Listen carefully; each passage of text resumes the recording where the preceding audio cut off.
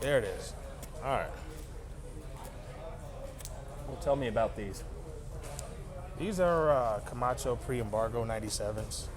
It's a pretty old stick. They're hard to find, but pretty smooth tobacco. You know, got a little bit of Cuban tobacco in it, so. Good deal. Yeah.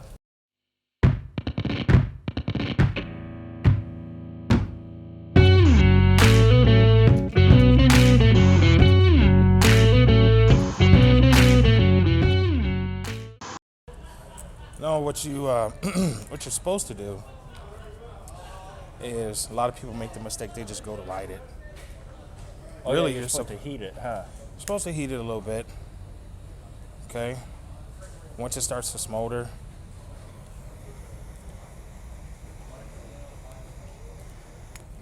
that's lit. There you go. All right. You gotta pull the wrapper off though. Oh, you got to pull the wrapper off, you newbie. This is like the third time maybe that I've smoked a cigar. Really? Third time, yeah. Okay. No, you. Me? That's a general Shit. rule of thumb. I can't light your cigar for you. Really? Nope. Is that too girly? No, it's just I guess like a code of ethics. Really? There you go. All right. You're good. That's it. A little bit more. There it is. All right. Well, tell me about these. These are Camacho pre-embargo 97s. It's a pretty old stick. They're hard to find, but pretty smooth tobacco. You know, got a little bit of Cuban tobacco in it, so. Good deal. Yeah. All right. Well, what got you smoking cigars?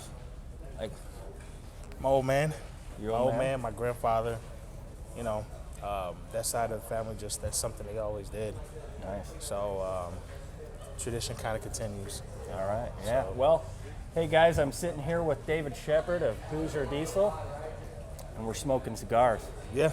Yeah. UCC, baby. Oh yeah. Here's another episode of Diesel Discussion, cigar smoking Diesel Discussion. Yeah. I'm a newbie. You're a newbie? David's teaching me. Okay. Yeah. I do my best. I probably look like a newbie too. Yeah, you do. Yeah, you do. How do you not look like a newbie? Just gotta relax, man.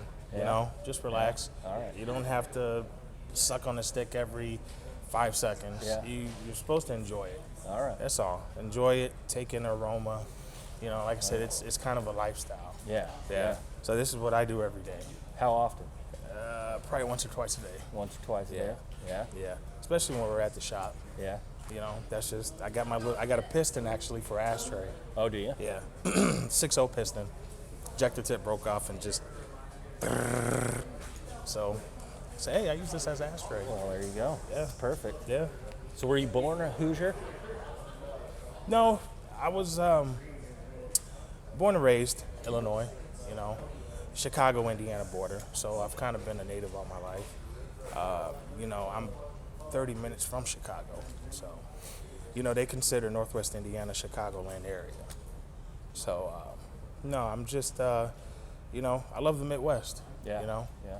the weather sucks, but, you know, you can't beat it. There's just a lot of diversification in the Midwest. So, you know, we're set up in a pretty good area with the shop and got a lot of things going on. You know, a lot of big things come out of a small shop. So, but we're maintaining, Yeah. you know. What got you started in the diesel industry? Once again, my old man, yeah. my grandfather. You know, I used to go visit my grandfather down south, you know, when I was a kid, working on tractors. Down and south? combines. Kansas, Okay. Lawrence, Kansas. So it's kind of considered still kind of like the Midwest, but it's southern. So, you know, my family, they farmed for years, you know, generations. So did it start with like tractors? And, Yeah, just fixing anything that had an engine in it. Yeah. You know, some of it was gas, but you know, it just, I guess it's in my blood. You know, we work on a lot of light, medium duty stuff. You know, so I don't want to say I'm your average shop, but you know, we do a little bit of everything. Nice. Yeah. So, do you remember when's the first interaction with industrial injection? Do Do you remember what that was? First UCC. Was it it? was like the first UCC, and I've always known about industrial injection. But it's the how they make everybody feel like family. Type of deal. Your cigar's going out. Might want to. I don't think you lit it all. Here, I'll light it for you this time, right? Because I don't want you to waste it. All right, spin it. There you go. All right, there we go. Did I cut yours? I don't know. Yeah, it's cut. Let me see the. Yeah, there you go. All right. But they make a fantastic product. But behind a fantastic product comes. That's one of my favorite things about industrial injection and being part of industrial injection is the family. Yeah. It's totally a family feeling. Yeah, exactly. And it's, I can get them on the phone whenever there is an issue. Well, I really don't have any issues with any of their products, at all. We've been actually starting to run a lot of their injectors in our medium duty trucks that we service. F650s, F750s, with ISB Cummins in them. And we've had good luck with them, So I like the diversification there. They have the light duty market, but, when you start looking into more what they do, they do have stuff for medium duty. So, and I've tried a lot of injectors out there. Not saying anything bad about any company because they all make great products, but it's just you have to look at what's behind the product. Customer service, and I always said that becomes a part of the sale. It's easy just to sell a person or a company a product, and then at the end of the day, you wash your hands of it. But it's kind of like you're married to that customer. You want to establish a good relationship with them too. So, I love what they do. For sure. So, and plus their engines are badass. If you ask me. You bought one last year, right? Yeah, I have one last. Yep, bought one last year. Haven't had time to finish my truck, man. What's it going in? It's going in the 2014 Ram 2500. Okay. But we have an Allison behind ours. Oh, that's right. That's right. Yep, we have an Allison. What made you want to do that? Well, I was hanging out with Aiden over at GOS Performance. Well, let me kind of digress a little bit. Okay. It kind of goes back before that. Dodge trannies, they just have issues, especially 68s. I'm hard on my stuff. I don't baby it. So I actually went. Do you do a lot of towing or? No, I just do a lot of driving, and I'm not, I beat on my stuff, man, and just the transmission was the first thing to go. And stock, as a stock truck, nothing done to it. So, I like the Allison because, it's not a trans. I don't think that you're not going to have an Allison to compete at the Pro Mod level, of course. But I think for a nice street truck, if something you're looking to tow with and you just want to beat on it, I just think that's just the perfect combination. So we're looking to kind of push the limits on it when it comes to like a street truck. That's what I'm after because, a lot of guys, that's what they do with their trucks. They go to the grocery store, but they want to beat on it. They want to take it to the track. They tow with it, So I'm trying to see if that's a great combination, which I think it is, But, Aiden. Have you ran into any issues? No. Getting it to work? No. I linked up with GOS Performance, Aiden over there, and he's been doing the swaps for years. So I said, man, that'd be pretty cool to have it into a truck that's making between 1,300 and 1,500 horse that you can daily drive. Yeah. So that's the direction I kind of went with the program, and we have several decent-sized horsepower trucks out there right now. One of them we just dynoed. Made about 850 on a dyno. It's a daily driver, grocery getter, air ride, and he beats the hell out of the truck. So, and that's with an Allison behind it. So with the Allison behind it. Nice. So, it's a good program. I think it's a good combination to have. A little bit pricey, but you're in a diesel. Well, industry. it's always pricey to replace transmission. For a 68, Randy would be the guy that, to give you solid pricing, but I've done a couple of 68s and, they're anywhere from reliably 65, $7,000 all the way up to 12 for a 68, an extra $2,500 to get you a solid 800 horse Allison swap. You know, and the clutches are they're kind of a little bit easier to build if you ask me. They got them figured out. So, do you do a lot of training work? Or do you do a lot of everything? We do a lot. You know, like I said, we do a lot of training stuff. But then, some of the Dodge stuff, I'll call Randy. He'll ship me a trans because we're a dealer for him. And but I do a lot of the GM stuff, a lot of the medium duty trainings with the Allisons. And like I said, it's a good program. I'm just in love with the training. Yeah. No pun intended. Yeah, exactly.